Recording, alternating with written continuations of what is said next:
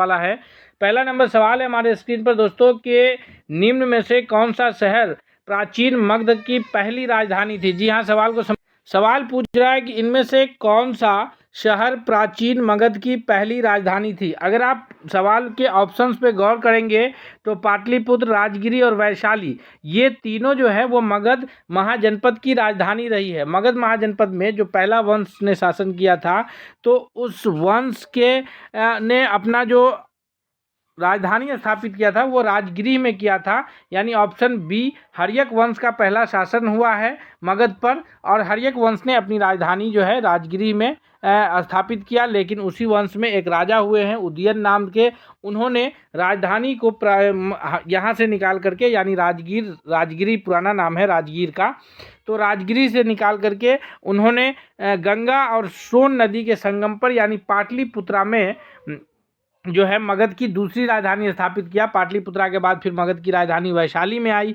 फिर वैशाली के बाद जो है पाटलिपुत्रा ही राजधानी मगध साम्राज्य की रही है। तो मगध साम्राज्य की चूंकि यहाँ पर पहली राजधानी पूछी जा रही है, इसलिए ऑप्शन बी करेक्ट आंसर होगा कि राजगिरी में। और उस वक्त शासन कौन का था, तो मगध साम्राज्य में उस वक्त शासन था हर्यक वंश का। अगले सवाल की ओर बढ़ते हैं। सवाल नंबर दूसरा है हमारे स्क्रीन पर कि गंडक परियोजना मुख्य रूप से किन राज्यों से संबंधित है। तो आपको पता है कि गंडक नदी जो है वो बिहार की उत्तर से गंगा में मिलने वाली एक प्रमुख नदी है, जो पटना के पास जाकर के गंगा में मिल जाती है। और ये जो गंडक परियोजना है तो एक तो इसमें बिहार शामिल होगा। अब जो दूसरा कौन सा राज्य शामिल है, उत्तर प्रदेश, नेपाल, झारखंड या पश्चिम बंगाल।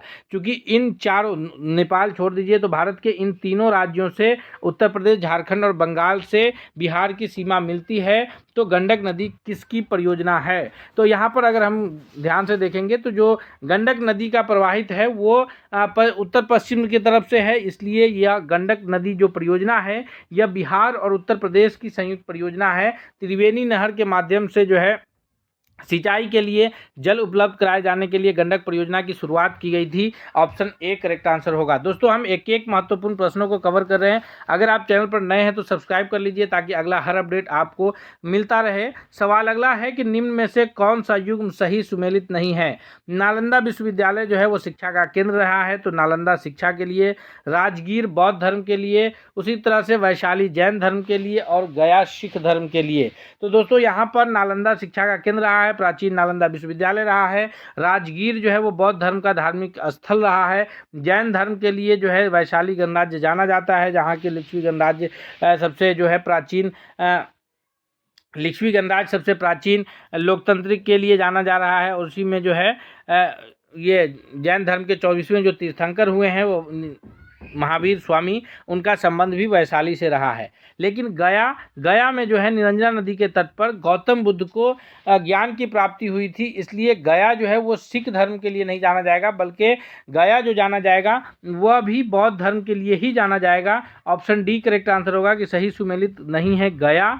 और अगर हम लोग सिख धर्म की बात करें तो सिख धर्म के लिए जो है पाटलिपुत्र या पटना जाना जाएगा, पटना साहिब, जिसमें जो है गुरु गोविंद सिंह का ये जन्म हुआ है पटना साहिब में। तो ये पाटलिपुत्र कहिए या फिर जो है पटना कहिए, ये सिख धर्म के लिए जाना जाएगा। अगले सवाल की ओर बढ़ते हैं। सवाल चौथा है कि निम्न में से कौन सा जिला सबसे अधिक साक्षरता दर के लिए जाना जाता है। तो ये जो साक्षरता दर के आंकड़े हैं 2011 के जनगणना के अनुसार है। अभी जो पूरे देश स्तर पे जनगणना का कार्य शुरू होना है। आपको बता दें कि 2027 के लिए भारत का जनगणना शुरू हो चुका है कार्य, ये कार्य प्रगति पर है और 2027 में आंकड़े आएंगे तो ये सारे आंकड़े बदल जाएंगे। उससे पहले जो भी आपको आंकड़े दिए जा रहे हैं वो 2011 के जनगणना के अनुसार दिए जा रहे हैं।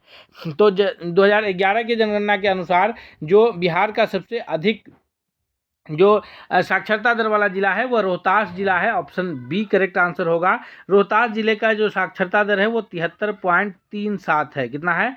73.37 है। अगर हम लोग बात कर लेंगे पूरे बिहार के साक्षरता दर कितना है, तो पूरे बिहार का जो साक्षरता दर है दोस्तों ये वह 61.8% है बिहार का साक्षरता दर। और उसमें पुरुष की जो साक्षरता दर है वह 71.2% है। और जो महिला साक्षरता दर है फीमेल के लिए है वह 51.5% जो है महिला साक्षरता दर है। और जो अगर हम इसी में बात कर ले कि सबसे कम साक्षरता दर वाला जिला कौन है? तो सबसे कम साक्षरता दर वाला जिला जो है वो पूर्णिया है, जो मात्र 51% जो है 51.08% साक्षरता दर है। सबसे अधिक बिहार में रोहतास जिला है और सबसे कम जो है बिहार में साक्षरता दर वाला वो पूर्णिया है, 51.08%। बिहार का जो कुल साक्षरता दर है वो 61.8% है, जिसमें पुरुष साक्षरता दर 71.2% है और महिला साक्षरता दर जो है वो 51.5% है। याद रखिएगा, कंफ्यूज नहीं होइएगा, ताकि आपका प्रश्न छूटे नहीं। परीक्षा में आपका एक एक अंक जो है महत्वपूर्ण है। अगला है कि हर घर नल का जल, यह बिहार का एक बहुत ही ये योजना रहा है। हर घर नल का जल के माध्यम से जो है ग्रामीण क्षेत्रों में सभी घरों में जो है शुद्ध पानी, शुद्ध पेयजल पानी जो है पहुंचाने का कार्य सरकार के द्वारा किया गया है। पिछले ये लगातार कई वर्षों से किया जा रहा है। 2019 में यह योजना जो है मुख्य रूप से शुरू हुई थी। तो यह योजना जो हर घर नल का जल है, यह किस मिशन के तहत या यह योजना किस निश्चय के तहत शुरू हुआ था? तो यह योजना जो है यह 7 निश्चय योजना के तहत जो है हर घर नल का जल पहुंचाने का कार्यक्रम जो है शुरू हुआ था, जिसके माध्यम से हर घरों में स्वच्छ पेयजल उपलब्ध कराए जाने की व्यवस्था की गई थी। ये 7 निश्चय योजना है जो कि ये जल जीवन मिशन JJM केंद्र सरकार का एक योजना है, जल जीवन मिशन। उसी के तहत जो है इस योजना को बिहार में 7 निश्चय योजना के अंतर्गत लाया गया था। जब नीतीश कुमार की सरकार 2015 से 20 के लिए बनी तो उसमें पहला 7 निश्चय योजना का शुरुआत हुआ था। उस 7 निश्चय योजना में एक प्रमुख योजना था हर घर नल का जल, जिसकी शुरुआत 2019 में हुई और हर घर नल का जल के माध्यम से सभी घरों में शुद्ध पेयजल की व्यवस्था उपलब्ध कराए जाने का व्यवस्था सरकार की तरफ से किया गया था। अगले प्रश्न की ओर बढ़ते हैं। सवाल अगला है कि चौसा का युद्ध 1539 ईस्वी में किनके किनके बीच हुआ था? जी हाँ, चौसा का जो युद्ध हुआ है, यह चौसा के मैदान में यह युद्ध जो है मुख्य रूप से यह युद्ध हुआ है बाबर के पुत्र हुमायूं और शेर खां, या जिन्हें हम लोग शेरशाह सूरी के नाम से जानते हैं। तो बाबर के पुत्र हुमायूं और शेरशाह सूरी के बीच 1539 ईस्वी में यह युद्ध हुआ था, चौसा का युद्ध। और इस युद्ध में हुमायूं बुरी तरह पराजित हुआ और शेरशाह सूरी भारत के जो है वह गद्दी को संभाले थे। और उसके बाद जो है फिर आगे बाद में जो है ये हुमायूं जीत करके फिर शेरशाह सूरी के शासन को, यानी सूरवंश की स्थापना जो है शेरशाह सूरी किए थे, हुमायूं को हरा के 1539 में चौसा युद्ध में। अगले प्रश्न की ओर बढ़ते हैं। सवाल अगला है कि निम्नलिखित कथनों पर विचार कीजिए और सही कूट में उत्तर देना है। सही विकल्प चुन करके हमें उत्तर देना है। कूट है कि वैशाली विश्व का पहला गणतंत्र था, यह सही कूट है। पहला कूट जो है वैशाली विश्व का प्रथम गणतंत्र था, बिल्कुल सही कूट है, पहला नंबर कूट। दूसरा है कि लिच्छवी वंश की राजधानी पाटलिपुत्र थी। तीसरा है कि वैशाली जैन धर्म से भी संबंधित है। तो यहाँ पर अगर देखिएगा तो लिच्छवी वंश की राजधानी जो है, लिच्छवी जो है यह अंग महाजनपद के 8 अंगों में से एक अंग लिच्छवी रहा है। तो लिच्छवी महाजनपद की राजधानी पाटलिपुत्रा कभी नहीं रही है। और वैशाली जो है वो जैन धर्म से भी संबंधित रहा है। जैन धर्म के जो 24वें तीर्थंकर हैं स्वामी महावीर, वो उनका संबंध वैशाली से ही रहा है, कुंडग्राम वैशाली में जो है। तो यहाँ पर पहला और तीसरा कूट सही है। इस हिसाब से ऑप्शन बी, 7वां नंबर प्रश्न के लिए ऑप्शन बी सबसे करेक्ट आंसर के रूप में जाना जाएगा। अगले प्रश्न की ओर बढ़ते हैं। नेक्स्ट सवाल है कि निम्नलिखित युग्मों में से कौन सा युग्म सही सुमेलित नहीं है? जी हाँ दोस्तों, निम्नलिखित युग्मों में से कौन सा युग्म सही सुमेलित नहीं है? विक्रमशिला विश्वविद्यालय जो कि भागलपुर में स्थित था, नालंदा विश्वविद्यालय नालंदा में स्थित था, उदंतपुरी ये भी शिक्षा का एक महत्वपूर्ण केंद्र था, ये गया में है, फिर तेल्हारा नालंदा में है। तो यहाँ पर अगर सही सुमेलित नहीं देखिएगा तो ये उदंतपुरी जो है ये गया में नहीं है, ये भी बिहार शरीफ नालंदा में ही स्थित है। यह भी कहाँ स्थित है? बिहार शरीफ जो कि नालंदा शहर के की जो बिहार शरीफ जिला जो नालंदा के नाम से जाना जाता है वहीं स्थित है। तो ये उदंतपुरी जो कि गया में नहीं स्थित होकर के कहाँ? बिहार शरीफ नालंदा में स्थित है। सवाल अगला है कि यहाँ भी कूट के संबंध में हमें उत्तर करना है कि सोन नदी के संदर्भ में सही कथन चुने। सोन नदी के संदर्भ में कौन सा कथन सही है? यह दाहिने किनारे से की सहायक नदी है, इसका उद्गम स्थल अमरकंटक की पहाड़ी से है और यह गंगा में पटना के पास मिलती है। तो अगर हम लोग सोन नदी की बात करें तो सोन नदी जो है यह दाईं तरफ से यानी दक्षिण की ओर से आकर के गंगा में मिलती है, जो कि पटना के पास मिलती है सोन नदी। तो यह दक्षिण से आगे प्रवाहित होते हुए आकर के मिलती है, पहला कथन सही है। इसका उद्गम अमरकंटक की पहाड़ी से है, यह भी कथन सही है। और यह गंगा में पटना के पास मिलती है, तो पटना के पास आकर के सोन नदी गंगा में मिल जाती है। यानी सोन नदी जो है वो गंगा की एक सहायक नदी है, जो अमरकंटक से निकलकर पटना के आकर दक्षिण की तरफ से, पटना के पास दक्षिण की तरफ से आकर के पटना में मिल जाती है। तो ये तीनों कथन सही है, इसलिए ऑप्शन डी करेक्ट होगा। क्योंकि याद रखिएगा सोन नदी दक्षिण की तरफ से आगे पटना के पास मिलती है और गंडक नदी उत्तर से प्रवाहित होते हुए आगे पटना के पास गंगा में मिल जाती है। तो दोनों नदियां पटना के पास ही आकर के गंगा में मिलती है, तो एक उत्तर एक दक्षिण से मिलती है, ये याद रखिएगा। सवाल अगले की ओर बढ़ते हैं। सवाल अगला है कि बिहार के कृषि के संदर्भ में कौन सा कथन सही है। बिहार में कृषि के संबंध में कौन सा कथन सही है। खरीफ में गेहूं उगाया जाता है, रबी में धान उगाया जाता है, जूट रबी फसल है और मक्का दोनों मौसम में उग सकता है। तो यहाँ पर ऑप्शन ए और बी तो आपको देखने में ही गलत लग रहा है, क्योंकि खरीफ फसल गेहूं नहीं है और रबी फसल धान नहीं है। धान खरीफ फसल है, खरीफ फसल जो कि मई जून में जो है जून जुलाई में खरीफ फसल बोया जाता है और फिर अक्टूबर नवंबर में खरीफ फसल को काट लिया जाता है, अक्टूबर नवंबर में काटा जाता है। उसी प्रकार रबी फसल की अगर बात करें तो ये नवंबर दिसंबर में इस फसल को बोया जाता है, नवंबर दिसंबर में, और फिर मार्च अप्रैल में जो है इन फसलों को काट लिया जाता है। तो ये गेहूं रबी फसल है और धान खरीफ फसल है। मक्का जो है वो रबी और खरीफ दोनों मौसम में मक्का की खेती की जाती है, मक्का दोनों मौसम में उग सकता है। ऑप्शन सी करेक्ट आंसर हो जाएगा। अगले प्रश्न की ओर बढ़ते हैं। सवाल है कि बिहार की जनगणना प्रवृत्ति के संदर्भ में कौन सा कथन गलत है। बिहार की जनगणना प्रवृत्ति के संबंध में कौन सा कथन गलत है। तो बिहार की जो जनगणना प्रवृत्ति 2011 की जनगणना के हिसाब से हम लोग लेते हैं, हालांकि बिहार सरकार ने जाति आधारित गणना 2023 में किया है, तो उस आंकड़े के हिसाब से प्रश्न इस लेवल पे नहीं बनते हैं। यहाँ जो प्रश्न बनते हैं, और अगर उसमें प्रश्न बनते भी हैं तो वहाँ पर आपको मेंशन किया जाएगा कि बिहार की जाति आधारित गणना 2023 के अनुसार बताइए। और अगर नहीं आ रहा है इस प्रकार का प्रश्न, ये शामिल नहीं है कि बिहार की जाति आधारित गणना 2023 के हिसाब से बताइए, तो फिर आप ये समझिए कि जो अगर जनगणना से रिलेटेड कोई भी प्रश्न आ रहा है तो वो आपको 2011 के जनगणना के संबंध में आपको उत्तर बताना है।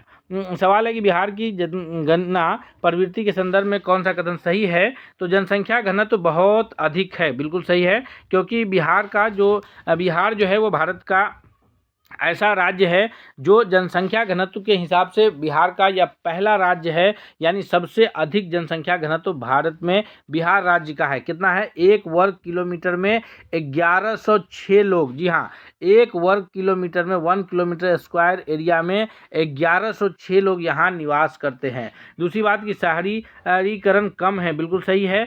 सिर्फ जिला जो है जिला मुख्यालय वही शहरों में आता है।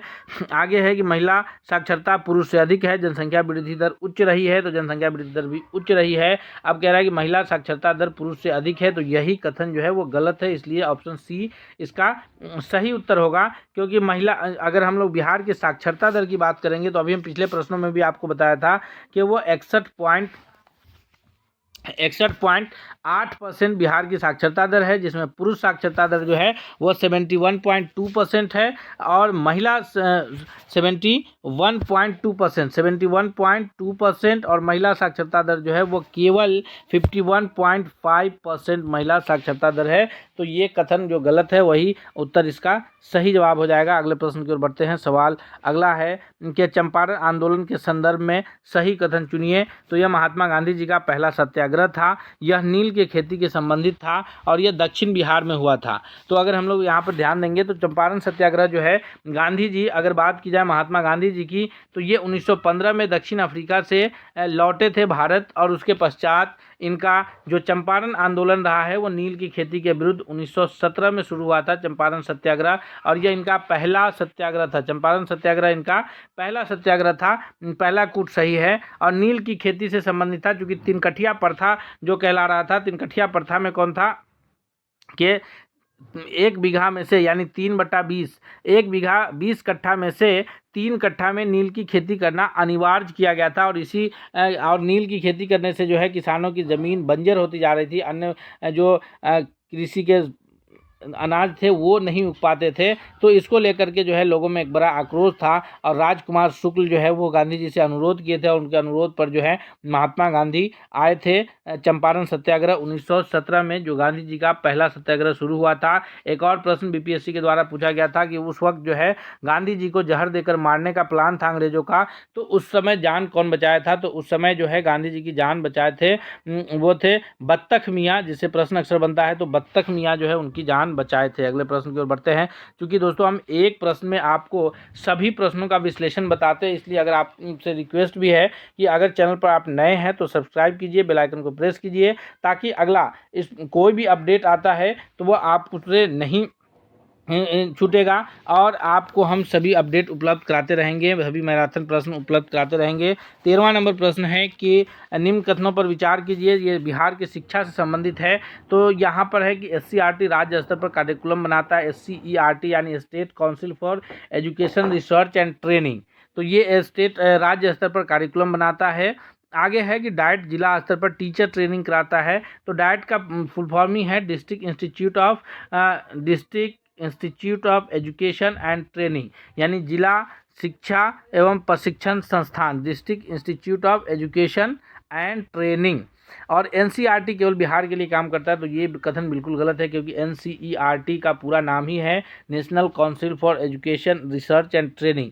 तो ये राष्ट्रीय स्तर पर NCERT जो है वह कार्य करती है। और NCERT का जो है एक तरह से समझिए तो यहाँ एक ये रिप्रेजेंटेटिव है SCERT। NCERT जो है राष्ट्रीय स्तर की संस्था है और वो सभी SCERT को जो है वो गाइडलाइन देती है, और फिर SCERT अपने राज्य का जो उसका कल्चर है, जो उसका लैंग्वेज है, उसको ध्यान में रखते हुए करिकुलम डिज़ाइन करता है। तो वो NCERT के गाइडलाइंस पर और राज्य के कल्चर, उसकी लैंग्वेज इत्यादि को देखते हुए जो है SCERT डिज़ाइन करता है। तो सभी राज्यों में अपना अपना SCERT है, जैसे बिहार में SCERT पटना में स्थित है। तो NCERT राष्ट्रीय स्तर की संस्था है जो SCERT को गाइडलाइंस करती है, और फिर SCERT के नीचे डाइट है जो SCERT के द्वारा गाइड किया जाता है। तो यहाँ पर पहला और दूसरा कथन तो सही है, लेकिन तीसरा कथन गलत है, तो इसलिए ऑप्शन ए करेक्ट आंसर हो जाएगा। अगले प्रश्न सवाल नंबर 14 है कि निम्नलिखित में से कौन सा जिला दियारा क्षेत्र का प्रमुख उदाहरण है? तो दियारा क्षेत्र का प्रमुख उदाहरण की अगर बात किया जाए तो यहाँ पर पटना जिला जो है यह दियारा क्षेत्र का प्रमुख उदाहरण के रूप में जाना जाएगा। नेक्स्ट सवाल है हमारा कि कथन है असर्शन ए, बिहार में कोसी नदी को बिहार का शोक कहा जाता है, जो कि कथन बिल्कुल सही है कि बिहार में कोसी नदी को बिहार का शोक कहा जाता है। इस कथन का कारण ये है क्योंकि इसने बार बार अपनी धारा बदलती है, इसने बार बार अपनी धारा बदलती है। तो यहाँ पर जो उत्तर है वो सही उत्तर क्या हो जाएगा कि कोसी नदी बिहार का शोक है, और बिहार का शोक इसलिए कहा जाता है क्योंकि यह बार बार अपनी धारा बदलती है, और धारा बदलने के कारण अलग अलग एरियो में बार बार बाढ़ की समस्या बनी रहती है, और बाढ़ की समस्या बनी रहने के कारण जो है वो सीमांचल आज भी जो है बिहार के अन्य जिलों से लगभग 20 साल पीछे है, इस तरह से आप कह सकते हैं। क्योंकि जो ये कोसी नदी है यह सीमांचल के एरिया में बार बार बाढ़ लाती है, और बाढ़ लाने के कारण लोगों का जो जीवन है वो अस्त व्यस्त हो जाता है। तो यहाँ पर ऑप्शन ए करेक्ट आंसर हो जाएगा कि ए और आर दोनों सही है, और आर जो है वो एक ही सही व्याख्या करता है। क्यों? क्योंकि जो है कोसी नदी को बिहार का शोक कहा जाता है, और शोक इसलिए कहा जाता है क्योंकि कोसी नदी बार बार अपनी धारा बदलती है। तो यहाँ पर 15 नंबर प्रश्न का ऑप्शन ए करेक्ट आंसर हो जाएगा। सवाल अगला है कि गंगा नदी को उत्तर और दक्षिण भागों में विभाजित करती है। गंगा नदी बिहार को उत्तर और दक्षिण भागों में विभाजित करती है, ये कारण है, और जो इसका ये कथन है, कारण है कि यहाँ पर बिहार की सभी नदियाँ गंगा में आकर के मिलती है। तो यहाँ पर अगर इस प्रश्न पे आप विचार कीजिएगा तो कथन जो है एक तो सही है कि गंगा नदी बिहार को दो हिस्सों में विभाजित करती है, एक उत्तर और एक दक्षिण। कुछ नदी आकर के उत्तर से गंगा में मिलती है, कुछ नदी जाकर के दक्षिण से गंगा में मिलती है, लेकिन और पूरा मैदान भी दो हिसाब से बटा हुआ है, उत्तर दक्षिण के हिसाब से। लेकिन बिहार की सभी नदियाँ गंगा में मिलती है, यह कथन सही नहीं है, यानी ऑप्शन बी करेक्ट है कि सही तो है दोनों सही, लेकिन एक्सप्लेनेशन नहीं है। अगले प्रश्न की ओर हम लोग बढ़ते हैं। यहाँ पर ये बी हो जाएगा कि सभी सही, दोनों कथन सही, सभी नदियाँ जो है, जैसे अगर आप बात करें कि बहुत सारी नदी है, जैसे बागमती है, ये सारी नदियाँ है जो है, जैसे छोटी छोटी नदी है लक्ष्मणा नदी है, तो ये सारी नदियाँ अपनी दूसरी नदियाँ मिलती है, फिर वो नदियाँ जाकर के गंगा में मिल जाती है। तो मुख्य रूप से गंगा नदी है बिहार की, और सारी नदियाँ प्रवाहित होती हुई उसमें जाकर के मिल जाती है। सवाल अगला है, निम्नलिखित कथनों पर विचार करें। नालंदा विश्वविद्यालय गुप्त काल में स्थापित हुआ। विक्रमशिला विश्वविद्यालय पाल वंश के द्वारा स्थापित किया गया था। और फिर अगला जो है उदंतपुरी विश्वविद्यालय मगध क्षेत्र में स्थित था। तो यहाँ पर जो ऑप्शंस है, नालंदा विश्वविद्यालय गुप्त काल में स्थापित हुआ, बिल्कुल सही है। कुमार गुप्त प्रथम के द्वारा नालंदा विश्वविद्यालय की स्थापना की गई थी। किनके द्वारा? कुमार गुप्त प्रथम, कुमार गुप्त फर्स्ट के द्वारा जो है नालंदा विश्वविद्यालय की स्थापना की गई थी, जो कि नालंदा में था। विक्रमशिला विश्वविद्यालय जो आधुनिक भागलपुर जिला में था, वह पाल वंश के शासक धर्मपाल के द्वारा इसकी स्थापना की गई थी। किनके द्वारा स्थापना की गई थी? पाल वंश के शासक धर्मपाल के द्वारा। उदंतपुरी विश्वविद्यालय जो है यह मगध क्षेत्र में स्थित था, जो कि बिहार शरीफ